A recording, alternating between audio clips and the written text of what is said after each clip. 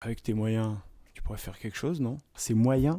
De l'extérieur, tout le monde le croyait riche. Imaginez, vous recevez des amis pour la première fois depuis des années, vous avez passé l'après-midi à préparer votre meilleur plat, et au milieu du repas, une phrase, une seule, fait tout basculer. C'est arrivé à Farid, 65 ans, dans son appartement parisien du 11e. La conversation battait son plein, et son ami a regardé les murs un peu défraîchis et a lâché. Farid, avec tes moyens, tu pourrais faire quelque chose, non? Ses moyens.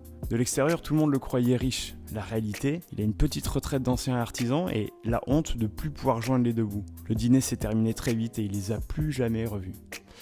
Après ça, Farid, il s'est enfermé, prisonnier dans son propre appartement, trop fier pour demander de l'aide, trop juste pour faire des travaux. Il renonçait à tout. Ses rêves de circuit automobile, comme à l'époque, son voyage à Rome avec Claudine, sa compagne, tout était mis de côté. Et puis un jour, son fils Hamza est venu lui rendre visite. Il a bien vu la tristesse derrière les murs abîmés. Farid lui a tout raconté, la gorge serrée. La réponse de son fils a été la clé qui a tout débloqué. « Papa, je me pose pas la question de l'héritage, moi j'habite à Toulouse, je me débrouille très bien, tu sais.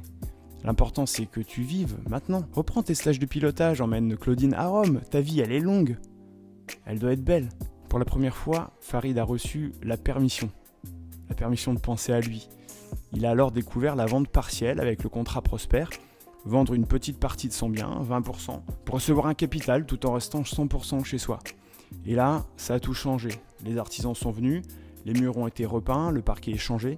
Fini le sentiment de honte. Mais c'est pas tout. Farid a ressorti ses vieux catalogues de voitures de sport, il a réservé 2 billets pour l'Italie, il s'est senti revivre.